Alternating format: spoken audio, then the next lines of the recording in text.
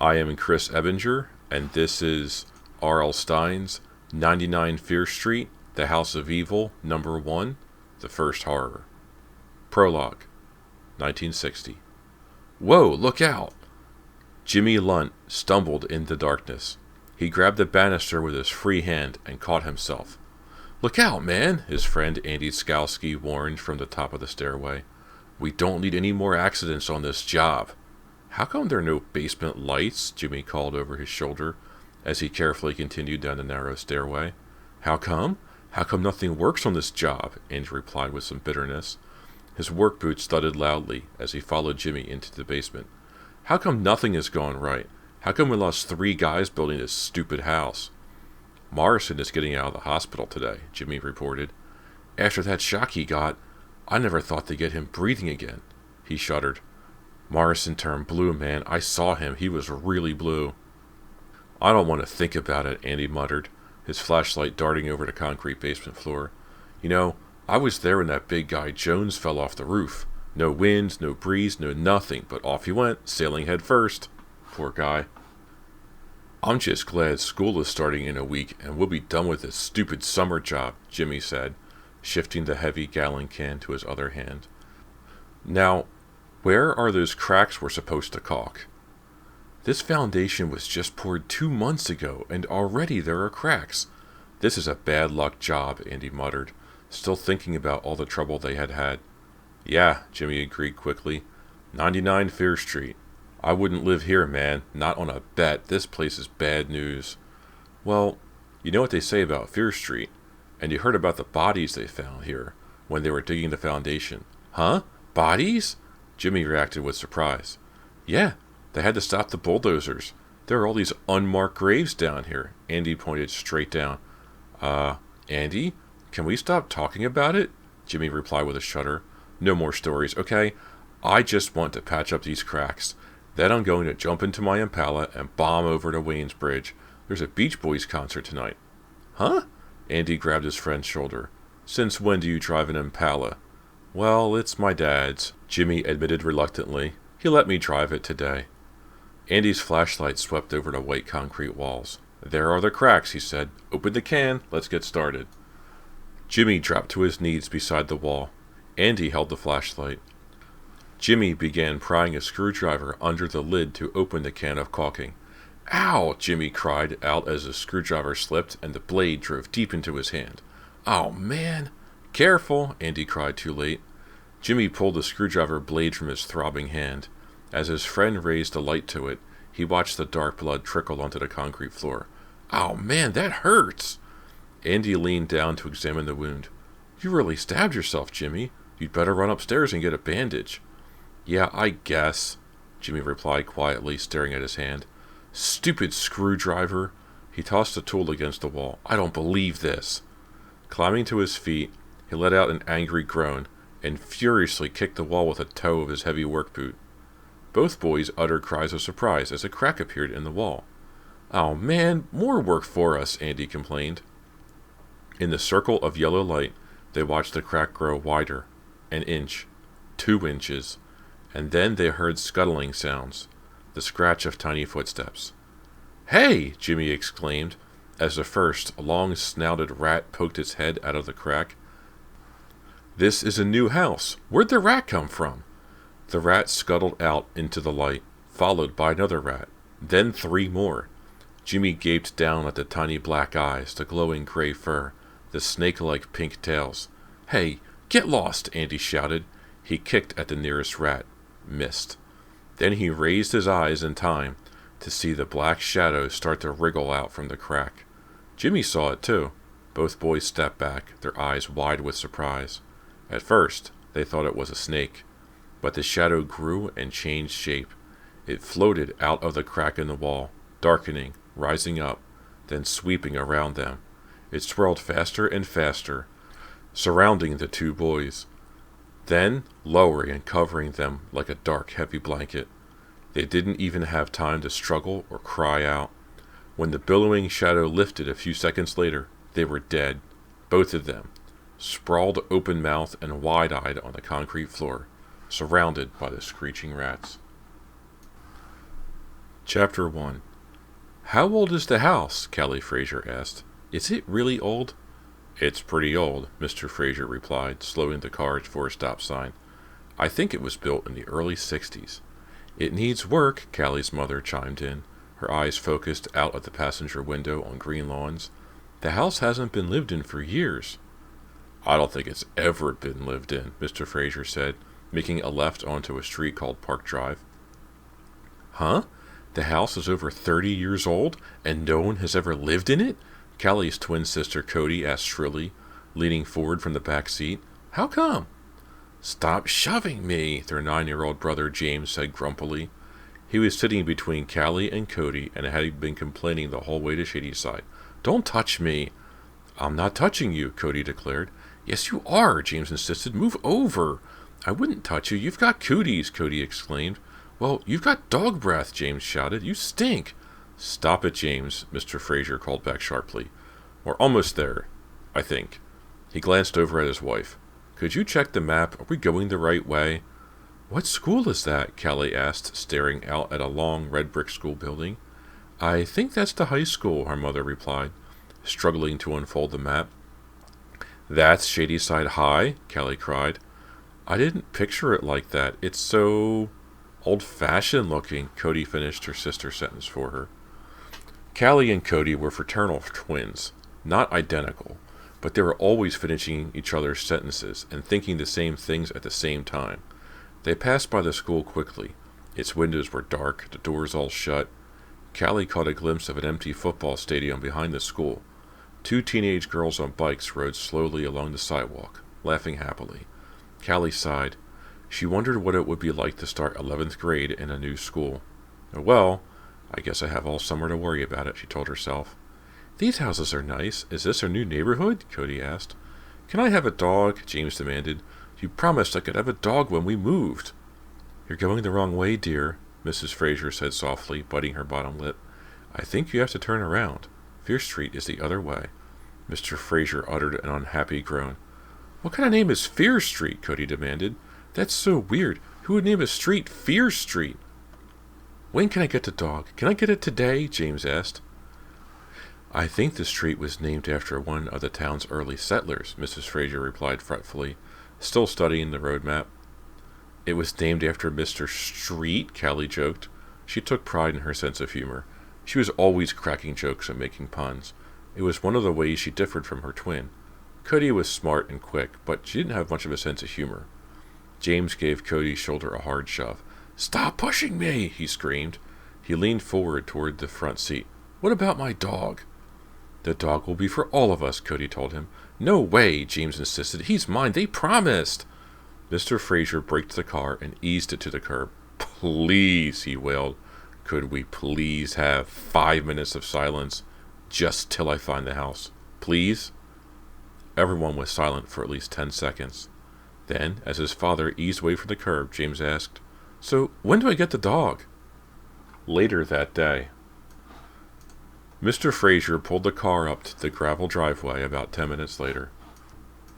Callie strained forward to see her new house through the windshield. But there were so many old shade trees covering the front yard, the house was nearly buried in darkness. 99 Fierce Street, everybody out, Callie's father announced cheerfully. They piled out of the car, stretching their arms and gazing through the trees at the sprawling house that awaited them. Well, it's big at least, Cody said quietly. Callie could see the disappointment on her sister's face. It's really big, Mr. Fraser said enthusiastically. Wait till you see your bedrooms. Just think, their mother chimed in. You two won't have to share a room anymore. We're so cramped in that old apartment, you kids won't know what to do with all this space. I'll know what to do, James declared. I'm going to have my own game room with a widescreen TV for my Super Nintendo and a real pinball machine. Good luck, Callie told James sarcastically, rolling her eyes. She reached down and messed up his wavy red hair. He jerked away from her, playfully swinging a fist in her direction. Isn't this great? Mr. Fraser exclaimed, his dark eyes glowing behind his silver-framed glasses. Isn't this great? Our own house. Callie forced a smile to her face. She could see that everyone else in the family was forcing a smile too. The house wasn't great exactly. In fact, it was really dark and depressing. Between the gnarled old trees, the lawn's wild, tall weeds poked up at every angle through thick clumps of uncut grass. Fallen tree limbs littered the ground. The 2.5-story house was nearly as wide as the yard. Its gray shingles were stained with brown streaks and were weather-beaten. The dark window shutters were peeling. Several were missing. 2 upstairs windows appeared to stare back at Callie like dark, unseeing eyes. The gutter at the side of the house was bent and hanging loose. Stained glass windows on either side of the front door had once been beautiful, but now the panes of glass were faded and cracked. The pillar supporting the roof of the small porch tilted at an awkward angle and appeared about to topple. Callie swept her blonde hair behind her slender shoulders. She felt a cold shiver run down her back. "It's such a beautiful sunny day," she told herself, staring out through the thicket of trees. Yet no sunlight filters down to the house, no light at all. It's nearly as dark as night in this yard, and the house is so cold and uninviting. "It's going to take some work," Mr. Fraser said suddenly, as if reading Callie's gloomy thoughts. "But that's why we got such a good deal on it." "I think it's cool," James chimed in. He picked up a piece of gravel from the driveway and heaved it at a fat tree trunk. The stone made a loud thonk as it hit. "Get those worried expressions off your faces," Mrs. Fraser said to Callie and Cody. "We'll work on the house till it feels like home." She raised her eyes to the overhanging trees. "First thing we'll do is cut down some trees and let the light in." "This house is haunted, I know it is," Cody burst out all at once. Callie laughed. "You and your ghosts," she said, rolling her eyes. "You thought our apartment was haunted too, remember? And it turned out to be a squirrel trapped in a wall." "But this house is old," Cody insisted. "Old and creepy. I've read so many books about haunted houses. One book said—" "You've really got to stop reading those books," Mrs. Fraser murmured. "Lots of old houses are haunted by spirits of the people who used to live in them," Cody continued, ignoring her mother. "Lots!" "But no one ever lived in this house," Callie declared. "You're the first one to haunt it, Cody." Callie stretched her hand straight out and let out a long, ghost-like wail. "Ooh." "Give me a break," Cody moaned. "You're not funny, Callie. I get a little sick of you making fun of me all the time, you know?" Callie cut her ghost howl short, startled by Cody's anger. "Sorry," she murmured. "Really?" Callie never wanted to hurt her sister's feelings. She knew that Cody was jealous of her in some ways. Callie is the pretty one. Callie is the funny one. Callie is one with all the friends. Those were Cody's complaints when she was feeling down, sorry for herself. Callie always tried to encourage her sister, always tried to boost her spirits, to remind her of her own terrific qualities. "Maybe there's a ghost in my room," James exclaimed excitedly. "Then I'd have someone to talk to at night." "Enough ghost talk. You guys are giving me the creeps," Mr. Fraser said. He placed one hand on Callie's shoulder and one hand on Cody's shoulder and gently guided them back down the driveway. "Let's start unpacking and go inside." "Yeah!" James cried enthusiastically, following them to the U-Haul trailer hitched behind a car. "I want to see my new room, and I want to see where my game room is going to be. And I want to see where my dog is going to sleep." "Whoa," Mrs. Fraser said softly. "One thing at a time." Mr. Fraser pulled the trailer door open. He handed Callie the first carton. "Hey, this is heavy," Callie cried. "Be careful with it," her mother warned. "It's got her good china inside." James stuck his foot out and pretended to try to trip Callie. "You're a riot," Callie told him, making a face at her brother. "Remind me to laugh later." Walking unsteadily, both hands gripping the bottom of the heavy cardboard carton, Callie made her way toward the front door. "What do I get to carry? Give you something heavy too," she heard her brother declare behind her on the driveway. Callie was nearly to the front door when she heard a loud cracking sound above her head. It sounded like dress fabric ripping, only much louder. She looked up in time to see a heavy tree branch break off the tree. No time to scream. She dropped to her knees and her hands shot up to cover her head. First, the shadow from the branch fell over her. Then the branch itself plummeted and landed with a shattering crash. Chapter 2. Callie heard the shrill screams of her family. Her heart pounding in her chest, she sucked in a deep breath of cool, damp air. She blinked once, twice. Callie forced herself to take another breath, then another, until her breathing started to happen automatically. Gazing down, she saw that the crash had been the crash of china. When the branch fell, she had dropped the carton. She gazed at the branch. One end had caught on the porch roof. The porch roof had stopped it from falling on her. The roof, she saw, was damaged. The heavy branch had driven a hole right through it. The crash of china, the crunch of the branch through the shingled roof. Not her skull. I'm alive, Callie thought. She turned to her family. Her legs trembled. Her knees felt all rubbery. She didn't know if she could stand. With cries of relief and joy, they had all surrounded her. Her mother wrapped her in a tight hug. You're okay? You're okay? Her father repeated like a chant. They all stood still for a long time in the shade in front of the house, stood gratefully, glad to be alive. You broke the china, James's accusing voice cut through the silence finally. Callie glanced down at her brother. He was bent over the open carton, shaking his head, studying the shattered contents of the box. Then suddenly they all began to talk at once. What a great greeting, Callie declared shakily. She stared at the fallen branch tilting out from the porch. Mr. Fraser made his way over to it and, with great effort, hoisted it off the roof and lowered it to the ground. Now we have even more work to do, he said, sighing. Now we have to fix the porch. Callie opened her mouth to say something, but stopped when the man appeared behind her father. The man stepped silently out of the darkness, his face almost all in shadow, his eyes fixed on Callie. And as he drew closer, she saw that he had the strangest smile on his face, a tense smile that appeared to be painted in place. Hello, everyone okay? The man said in a thin, scratchy voice.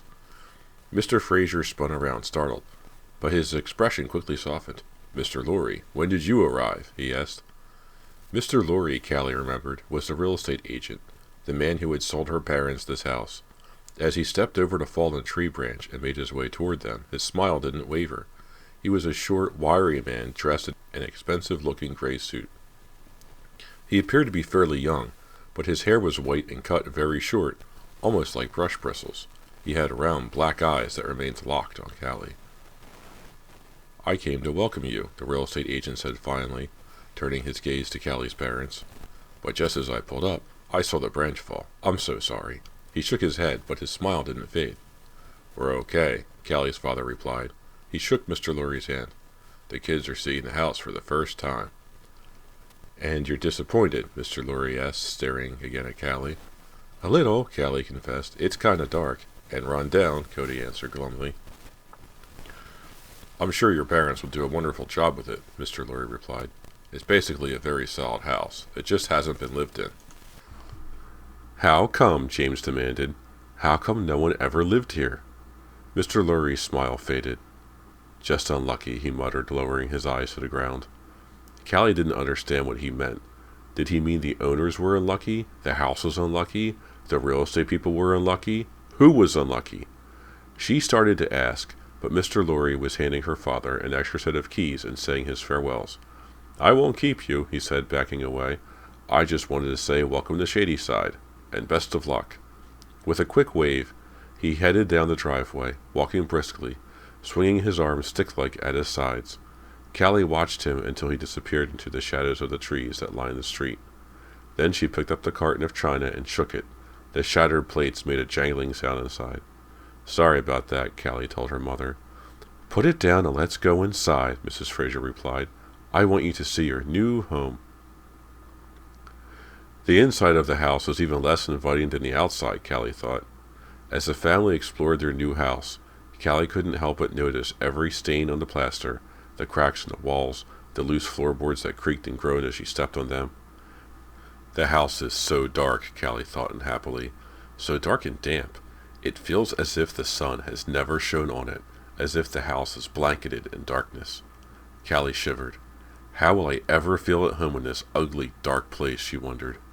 The house is so dark, Callie thought unhappily. So dark and damp. It feels as if the sun has never shone on it, as if the house is blanketed in darkness. Callie shivered. How will I ever feel at home in this ugly, dark place, she wondered. Callie, what's wrong? Her mother's voice broke into her thoughts. Huh? Callie blinked hard. What, Mom?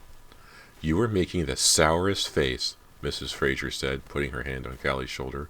Are you okay? Yeah, sure, Mom, Callie answered quickly. She didn't want to say that the house could be a set in a horror movie. What would be the point? Her parents had bought it. They were stuck there. I'm just tired, I guess, she told her mother. Well, come see your room, Mrs. Fraser said, pushing open the door. The floorboards creaked as they all trooped into Callie's new room.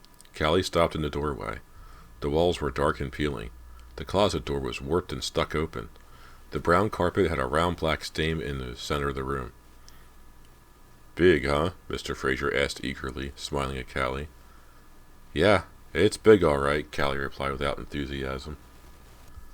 "It's a lot bigger than my room," Cody complained. "How come Callie got the biggest room?" Callie struggled to close the closet door, but it was too warped to move. "Want to trade rooms?" she asked her sister.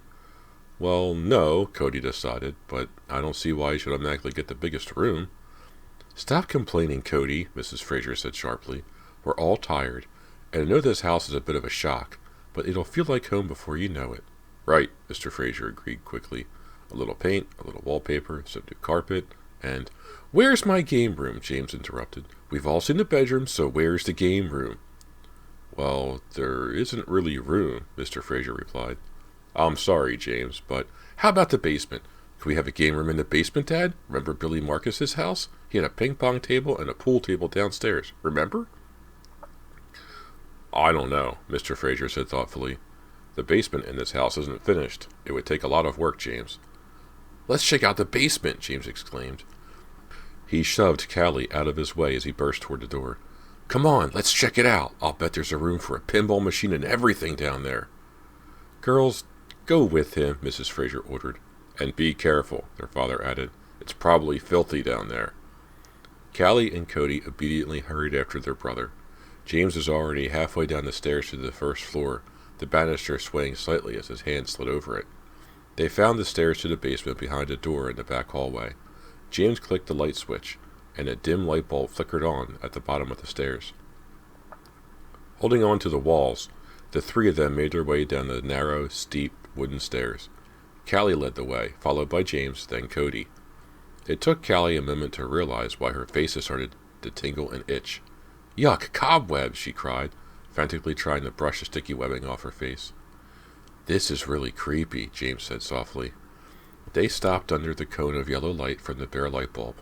Callie had brushed most of the cobwebs off, but her face still itched. She stared into the gray basement that stretched around them. Cobwebs hung down from the metal beams that dotted the large room. Against the far wall, a huge dust-covered furnace hovered, its vents reaching up to the ceiling like arms. Callie heard the scratching sounds first. "What's that?" she asked, grabbing James by the shoulders. "Huh? What's what?" he cried. "Shh! Listen," Callie ordered. "I hear it," Cody said. Soft scratching sounds. Callie gasped as three rats scuttled into view. Their eyes glowed red in the light. Their long pink tails swept over the concrete floor as they ran. "Oh," Callie heard Cody utter a low cry right behind her. "Rats!" James exclaimed. Eyes glowing angrily, the three rats charged forward, hissing as they ran. "They're attacking!" Cody shrieked. "Get upstairs!" Callie shoved James towards the steps, and then she let out a terrified wail as the biggest rat leapt onto her leg.